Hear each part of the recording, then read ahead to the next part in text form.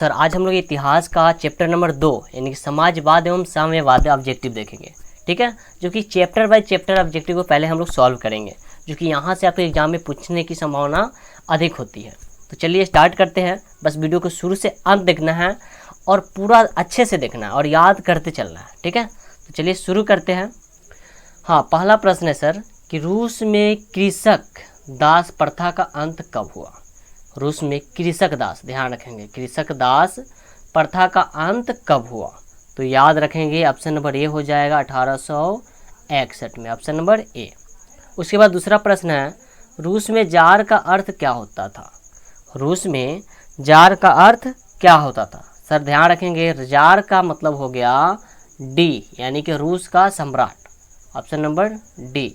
ठीक है, जार का अर्थ क्या होता था, तो रूस का सम्राट। चलिए अगला प्रश्न है कार्ल मार्क्स का जन्म कहाँ हुआ था।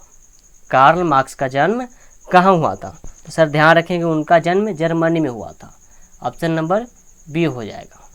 चलिए अगला प्रश्न देखते हैं साम्यवादी शासन का पहला प्रयोग कहाँ हुआ था। साम्यवादी शासक का पहला प्रयोग कहाँ हुआ था, अथवा ऐसे भी पूछा जा सकता है कि विश्व का पहला समाजवादी देश था तो कौन सा था।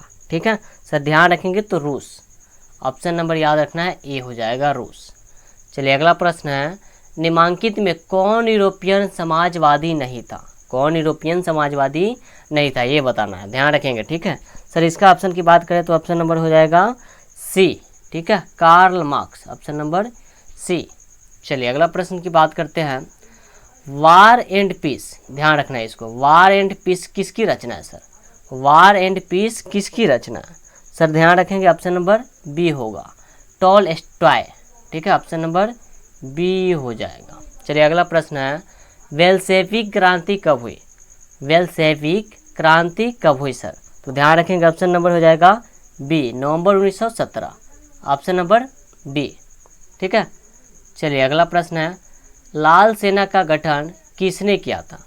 लाल सेना का गठन किसने किया था। सर ध्यान रखेंगे इसका ऑप्शन हो जाएगा सी, ट्रस्टस्की, ऑप्शन नंबर सी। चलिए अगला प्रश्न है लेनिन की मृत्यु कब हुई। लेनिन की मृत्यु कब हुई। तो 19 का ऑप्शन की बात करें सर तो डी हो जाएगा 1924। अगला प्रश्न है, चलिए इसको देखते हैं, एक बार वीडियो के क्वालिटी आप लोग बढ़ा लेंगे। ठीक है, चलिए अगला प्रश्न है ब्रेस्ट लिटोवस्क की संधि किन देशों के बीच हुई थी सर।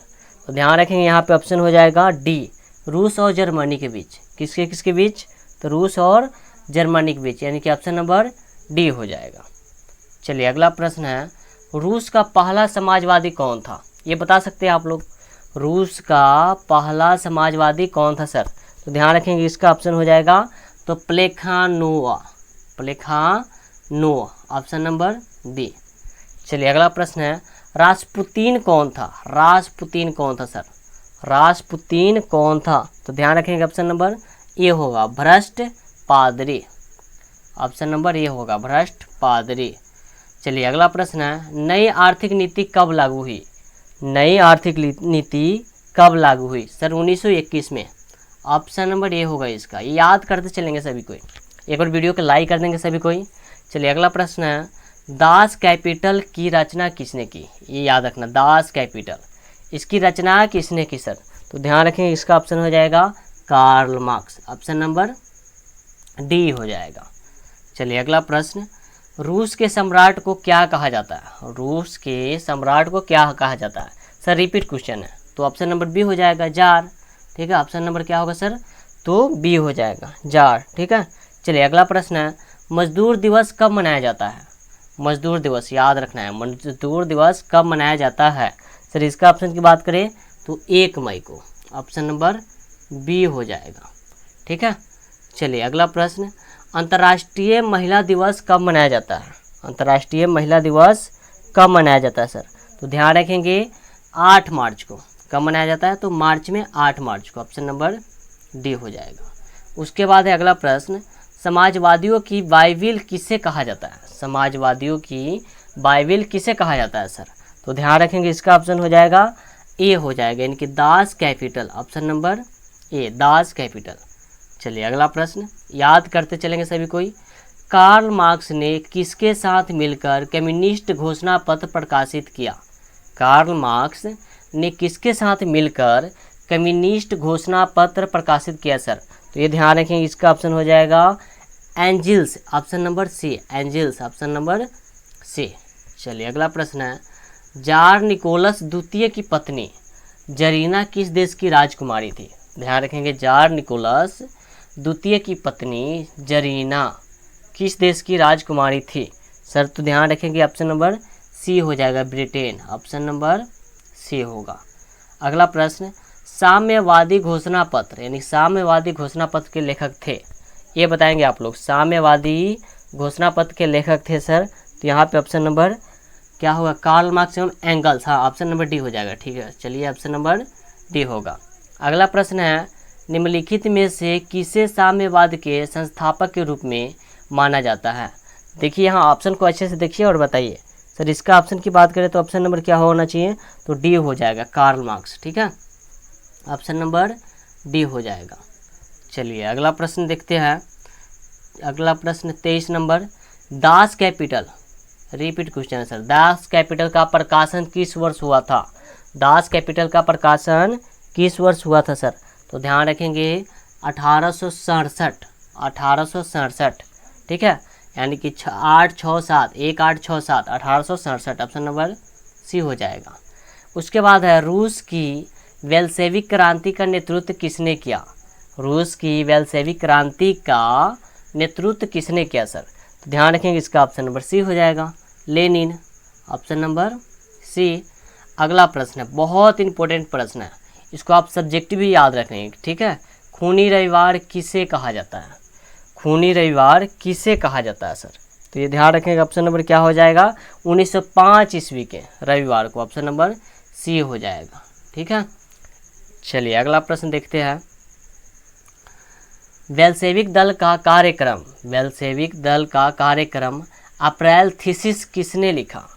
बेल्शेविक दल का कार्यक्रम अप्रैल थीसिस, ये ध्यान रखना, अप्रैल थीसिस किसने लिखा? ठीक है सर, इसका ऑप्शन की बात करें तो ऑप्शन नंबर इसका क्या हो जाएगा? सी हो जाएगा सर, हाँ सी हो जाएगा। ठीक है, लेनिन, ऑप्शन नंबर सी। अगला प्रश्न है, रूस में अल्पमत वाला दल क्या कहलाया? रूस में अल्पमत वाला दल क्या कहलाया सर? बताएंगे क्या कहलाया? चलिए अगला प्रश्न देखते हैं। तो इसका ऑप्शन की बात करें तो ऑप्शन नंबर बी हो जाएगा। ठीक है, मेंशेविक, मेंशेविक।